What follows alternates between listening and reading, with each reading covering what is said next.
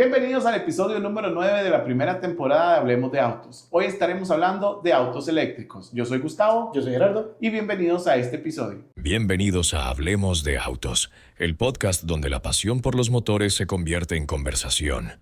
Ponte cómodo, ajusta el cinturón y arranquemos juntos este viaje. Hoy estaremos hablando de los vehículos eléctricos. Gera, comentanos un poquito de esa historia de los vehículos eléctricos, porque realmente la gente cree que es algo muy reciente, pero viene de muchísimos años atrás. Pues sí, Tao, estamos hablando de los autos eléctricos, no es algo que viene de hace unos 10 o 5 años, cosas así.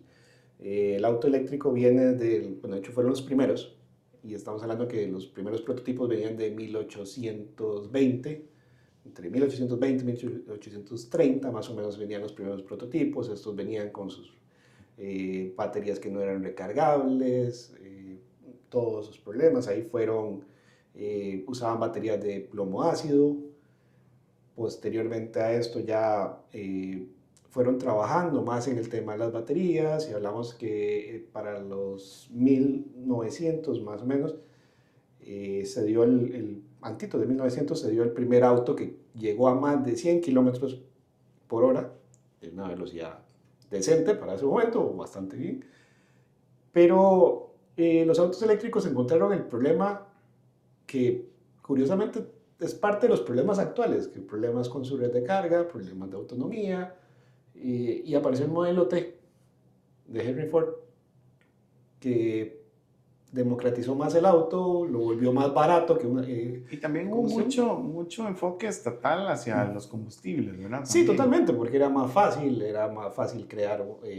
poner una estación de servicio para recargar combustible, duraba menos que todo el tema burocrático en ese momento, o todo el tema de lo que demoraba en ese momento con las cargas y demás. Ahora, después de eso pasamos a los autos eléctricos, se podría decir tal vez a la mejor vida o a un congelador hasta en los 70s, que la NASA hizo el rover lunar, que ese era eléctrico, y venimos hasta los 90s, que California comienza con sus legislaciones pro cero emisiones o rebaja de emisiones, y aquí comienza todo el tema entonces ya ecológico, ayudar o apoyar un poquito más al resurgimiento de los autos eléctricos. En el 96 tenemos a Chevrolet, que nos saca un modelo eléctrico, el EV1 creo que era se llama, pero lo saca en leasing. Lo saca al mercado como un leasing nada más, sí, pocas unidades, no lo comercializa mucho, y curiosamente después termina retirándolos del mercado. De ahí vamos hasta un año después, en el 97, que Toyota saca el primer híbrido, que era como el Prius, así, primera generación, que lo saca, y de ahí en adelante venimos hasta el 2008, que se funda Tesla. Se funda Tesla. El Tesla fundado no estaba Elon Musk, ¿verdad? Vino después. Y de aquí el primer paso como a democratizar o a traer de vuelta a los vehículos eléctricos fue en el 2010, que me parece para mí que fue el primer paso real, en el 2010, cuando Nissan introduce la primera generación del Nissan Leaf. Sí, que es como el vehículo que la mayoría de la gente conoce. Aquí vamos a estar hablando de vehículos eléctricos. Recuerden que pueden buscar información también en Voltios al Volante, donde hay mucha información sobre vehículos 100% eléctricos, reviews, estaciones de carga y demás. Gera, hay que ser claros, y es algo que tenemos que compartir con la gente, pues que el vehículo eléctrico es un gran avance, es un vehículo que viene a darnos muchísimo ahorro, porque realmente está demostrado que todo el que cambie de vehículo de combustión a vehículo eléctrico va a haber un ahorro muy significativo. Realmente podemos reducir hasta en un 75% los costos, pero tenemos que ser claros que el vehículo eléctrico quizás no es para todos. Sí, de hecho el vehículo eléctrico no es para todos, ni es para toda región. Si te pones en cuenta, nosotros vivimos en un país privilegiado, en el sentido de que la electricidad nuestra electricidad no es tan cara. Eso nos ayuda en el tema de la recarga, nos hace que un auto eléctrico se pueda recargar por un costo bastante bajo. La geografía, no somos un país muy grande y las autonomías del eléctrico rinden. no es tanto problema. Claro. O sea, eso nos ayuda mucho. Realmente mencionamos que no es para todos porque una de las primeras preguntas que hay que hacerse cuando yo quiero comprar un vehículo eléctrico es si puedo cargar en mi casa. Definitivamente, realmente- esa es la primera. y la Realmente yo principal. no puedo depender al 100% de las estaciones públicas. Y es cierto, son menos, o sea, si lo sacáramos estadísticamente, pues hay mucho más carro que la cantidad de estaciones. Pero el primer punto es, el vehículo eléctrico principalmente está diseñado para que yo lo pueda cargar en mi casa y en ocasiones especiales pueda utilizar las estaciones públicas o las estaciones rápidas si ando un poco más lejos y que mi autonomía no me lo permita. Recordemos que toco este tema porque hay mucha gente que vive, por ejemplo, en torres o en condominios donde no tienen facilidad o autorización para, por ejemplo, poner un cargador. No es nada del otro mundo, realmente estamos hablando de un cargador 240, como el que quizás podría utilizar una cocina o un secador, ¿verdad? Totalmente. O sea, realmente es una instalación que no es nada excepcional, pero que es ideal. ¿Por qué? Porque yo puedo cargar mi vehículo en un 110, pero por la cantidad de corriente que voy a poder proporcionarle, voy a durar muchísimas horas. Ya dependerá mucho de la batería que tengas, el tiempo también. Además es un tema de costos. Realmente el costo de la electricidad a nivel de las casas es mucho más bajo, en especial en algunos casos donde tienen tarifas horarias y otras cosas. Y cuando ya yo trato de utilizar una estación de carga, por lo general rápida afuera, pues voy a tener un costo mayor. Entonces, yo no debería de depender al 100% de cargar fuera. Mi primer punto es cargar en casa. Eso es el principal. O sea, creo que lo primero cuando te des o comienzas con la duda de si compro un carro eléctrico, si el carro eléctrico me sirve, es eso. Puedo cargar en la casa. Igual, la carga, esta carga media o carga lenta que hacemos en la casa nos ayuda a cuidar más el vehículo. Bueno, la batería. La batería del vehículo. Que la carga rápida. Después tenemos otro factor que es la autonomía. Esa es la segunda pregunta que una persona se debe hacer. ¿Puedo cargar mi casa? Sí, ok, check. Esa es la primera pregunta. La segunda es la autonomía. ¿Cada cuánto yo requiero X número de kilómetros? Porque la mayoría de las personas nos desplazamos distancias relativamente cortas diariamente.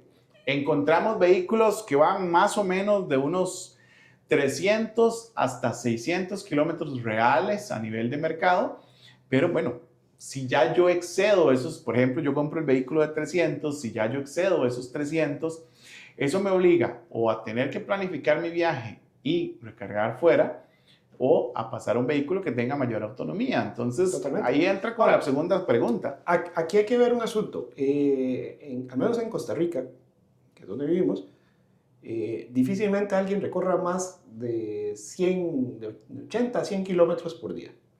Entonces, básicamente la autonomía de casi cualquier carro que tienes en el mercado te funciona, porque los que tenemos en el mercado en Costa Rica disponibles, hablamos que en general van 300. de 250, 300 kilómetros hasta los 600, 650 kilómetros, lo que es correcto. Y alguna gente me puede decir, bueno, es que yo voy a Guanacaste. Está bien, esa es la pregunta 3. ¿Y cada cuánto? ¿Cada cuánto usted va a Guanacaste? ¿Va y se regresa al mismo día?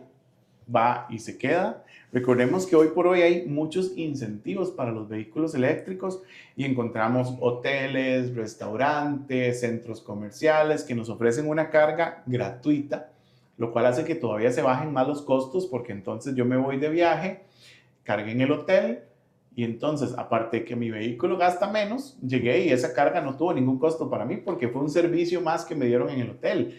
Entonces, empieza a ver todo ese entorno. ¿Cuál es mi rutina Ahora, realmente? el vehículo eléctrico lo que te va a hacer es que tienes que no sé, volver a aprender a planificar mejor tu viaje.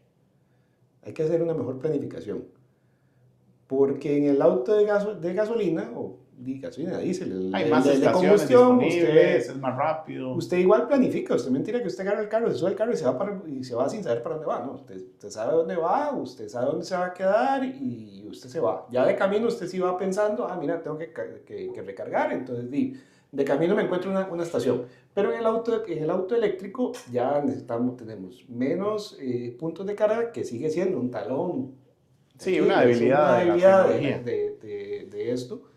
Entonces necesitas primero conocer tu vehículo, saber cuál es tu autonomía. Y a partir de ahí, tienes que medir si vas a llegar a tu destino sin necesidad de cargar, o hay aplicaciones incluso que te dan una ruta y te dicen dónde te puedes detener a cargar y cuánto tiempo, y sigues y listo. Entonces tienes que aprender a programarte bien en tu ruta, conocer los puntos de carga que tienes en el camino, si te ocupas cargar rápido o medio o demás. Y igual, no está de mal lo que dices, o sea, puedes ver que aquí hay muchos hoteles ya, hay Airbnbs, hay otros lugares donde te puedes quedar y te dan la oportunidad de, Sí, de el cargar en beneficio. destino. El tema es de cargar en destino. Yo salgo de mi casa con X autonomía, con X batería, llego a destino y me mido nada más para llegar a destino, en destino cargo y cuando regreso ya vengo con la batería llena y bueno. Que es importante entender que, pues sí, en cargas más bajas, digamos, vamos a durar quizás 5 horas cargando, pero en carga rápida, que es lo que normalmente utilizaríamos en nuestro trayecto, estamos hablando de 20 a 30 minutos, ¿verdad? Entonces, tampoco son tiempos tan largos. Es cierto que hay más cantidad de gasolineras, que el tiempo de recarga en la gasolinera es más rápido, pero es un poco de esa planificación. Vos mencionabas las aplicaciones. Existe PlugShare, por ejemplo. Existe A Better Road Planner, que me permite programar hacia dónde voy. Me dice si logro llegar con un aproximado de la autonomía de mi vehículo. Pues ahorita Somove también tiene una aplicación donde nos permite ver todo el mapa interactivo con las estaciones.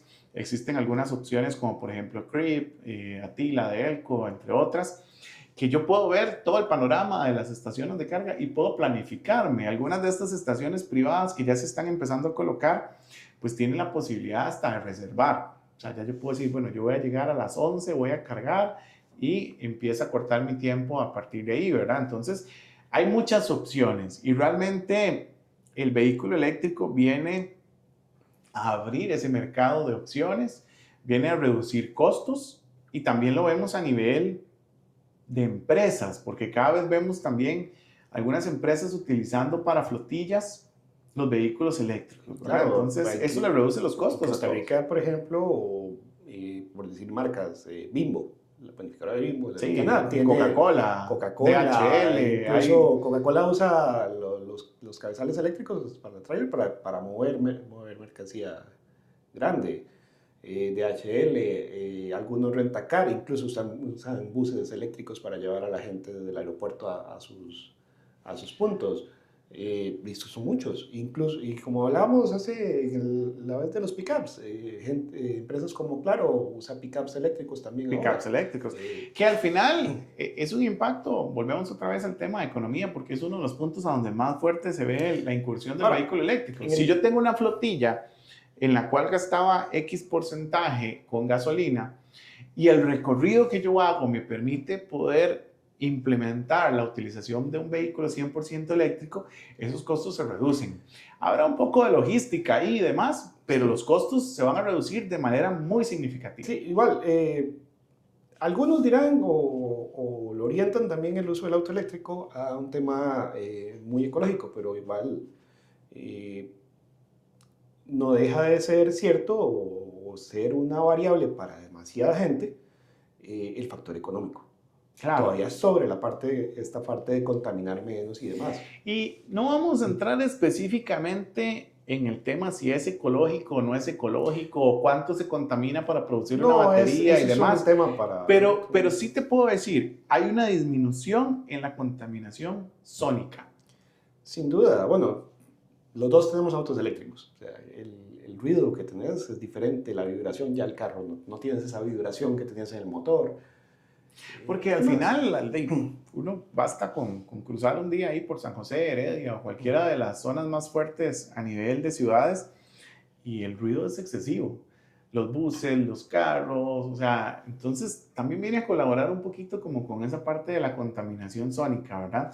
Otro punto que encontramos en los vehículos eléctricos es que cada vez vienen más llenos de tecnología.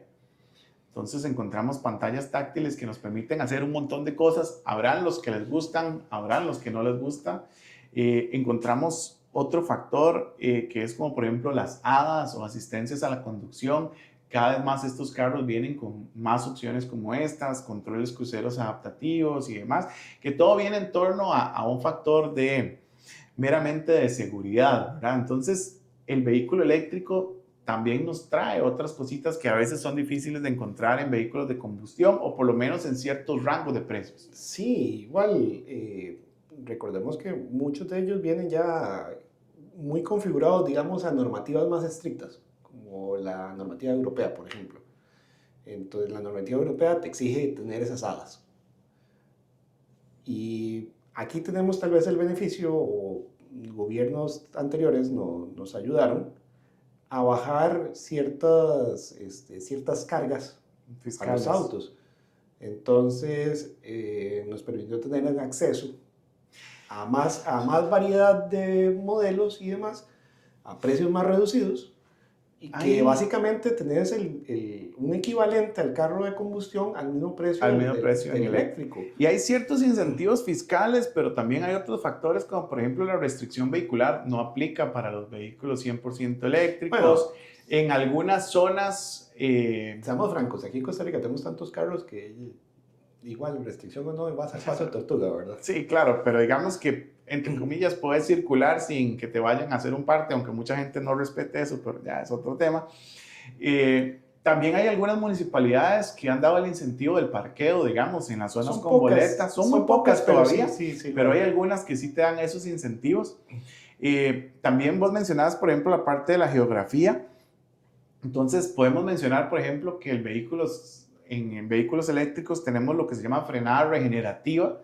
Entonces, básicamente, mientras vas descendiendo o disminuyes la velocidad, pues el vehículo utiliza esta energía para recargar la batería.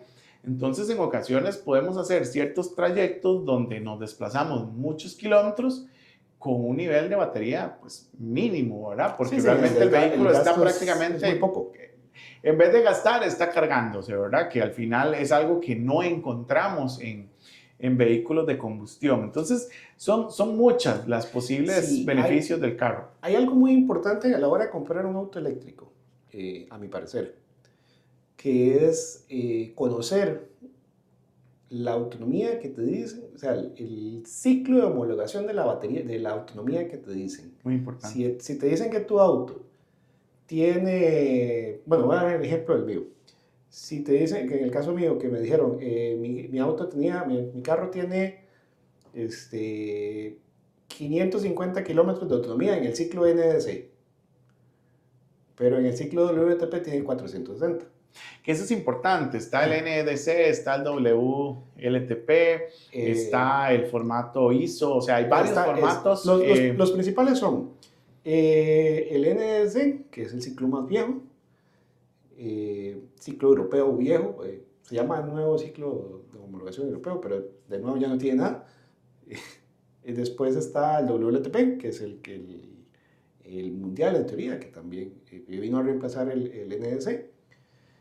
El CLTC, que es el nuevo ciclo chino, que realmente, vamos a ver, de estos tres, el NEDC es condiciones muy laboratorio, tiempos muy cortos de prueba, es una autonomía muy real, realmente. O sea, para llegar a esa autonomía tendrías que cumplirse demasiadas variables que prácticamente solo en el laboratorio los vas a cumplir. El WLTP es un ciclo que se ajusta más a la realidad de nuestro país, a la realidad de Costa Rica. Es una autonomía que llega a ser muy real. El CLTC, volvemos a hablar de una autonomía muy laboratorio, o sea, es totalmente irreal. Y hay una cuarta principal, que es la EPA, la que usa Estados Unidos, que esa es como la más real en 100%. Es más estricta en todas sus mediciones y demás, pero ya hablamos que, por ejemplo, en el caso de mi auto, el mío serán 550 en NS y ya hablamos de que en WLTP son 460. Y sí, yo puedo llegar, en condiciones ideales, podría llegar a los 460 o un poco más de 460. Y ha pasado, pero igual hay que considerar estos ciclos, que es como la recomendación para cualquiera que vaya a comprar uno, que sepa diferenciarlo y que no crea que el Sí, monto que lo que dice ahí es, que lo que le dice ahí 100% real. es real. Y también tenemos que considerar que por recomendaciones para cuidado de la batería, uno debería bajarlo lo menos posible del 20%. Del 20%. Entonces tienes que reservar otro poco. Sí, porque al final no llegamos hasta cero, pero pasa exactamente igual que en combustión, ¿verdad? O sea, mentira que nosotros llegamos hasta que ya el vehículo se detiene por completo. O sea, Claro, lo ideal es no llegar ni siquiera a reserva. De hecho, en un carro de combustión, no deberías de llegar nunca a reserva. Sí, porque vas a comenzar, normalmente la suciedad del tanque va a comenzar a llegar a los inyectores y va a ir dañándote el motor. Sí, es exactamente el mismo proceso. Y aquí es lo mismo, o sea, básicamente igual, no bajes del 20% a menos de que sea necesidad, que lo ocupes, dale. Igual es un tema, volvemos al factor geografía, ¿verdad? Vivimos en un país donde hay terrenos muy irregulares, entonces puede ser que en alguna zona gastemos mucho más y en otra gastemos muchísimo menos. Entonces, voy a poner el ejemplo, digamos, bajando el Surquí, o sea, realmente el carro gasta como un 5%, digamos, estamos hablando que nosotros podríamos ir con un 5 o un 10%, dependiendo del vehículo, prácticamente de San José de Heredia hasta Guapiles. Y el retorno gastaríamos posiblemente un 40%. ¿Por qué? Porque venimos en subida. Entonces, es ese tema, ¿verdad? ¿Cuánto es esa autonomía? Pues también hay que ver cuál es mi ruta, ¿verdad? Porque si mi ruta era puro ascenso, pues mi autonomía se ve disminuida. Si mi autonomía es un poco más mixta, si mi geografía es un poco más mixta, mi autonomía se puede ver mejor. Pero, por ejemplo, te voy a dar un par de ejemplos.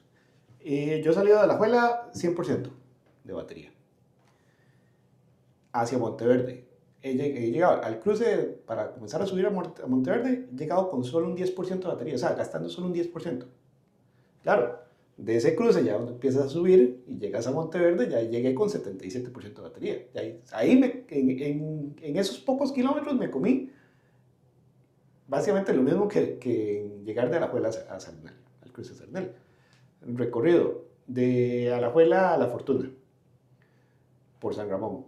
Cuando empieza a bajar y a subir y toda esa parte, y cuando comienzas a subir, 66% de batería, 64% de batería, más o menos, y cuando empiezas a bajar para llegar a La Fortuna, llevo 84% de batería. Sí, es como, por ejemplo, digamos, a Liberia. Digamos, de aquí a Liberia hay unos 200 y resto de kilómetros, y estamos hablando de que si vas en un vehículo que normalmente te haría 250 a 300 kilómetros, llegas con un 50%. O sea, vos decís, ¿pero cómo? No necesité esa autonomía. Porque es exactamente el mismo proceso que estamos hablando, ¿verdad? Es tan mixto que en algunos procesos vamos ganando, en otros vamos recuperando y ahí vamos ahí. El vehículo eléctrico igual, tenemos que tomar en cuenta que normalmente tiene la ventaja en algunos casos de que tienes el torque automático, o sea, toda la potencia la tienes desde cero. Está desde cero. Está desde cero, pero eso puede ser un arma doble filo. Porque si vos sos de pies pesado, sí, el vehículo te va a jalar, o sea, va a correr. Va a correr. Pero entre más pesado tengas el pie, igual que el auto de combustión, vas a ir gastando la batería. Claro. Y esto lo podemos ver porque realmente en vehículos 100% eléctricos encontramos modelos populares, por decirlo de alguna manera, con 0 a 100 en 4.5 segundos, como el caso del Lion o algunas otras versiones hasta menos, 3.8 y demás, porque son vehículos pues realmente muy rápidos. Creo que aquí tenemos tema para rato. Para hablar todavía más. Déjenos en sus comentarios si a ustedes les gustan los vehículos eléctricos o si tienen algún vehículo eléctrico. Recuerden que pueden seguir también las redes sociales de Voltios al Volante. En el caso de nuestro podcast, todos los miércoles hay un nuevo episodio. Pueden seguirlo en Spotify, YouTube o TikTok y también en Facebook e Instagram. Este es todo nuestro episodio. Nos vemos en el próximo. Hasta luego.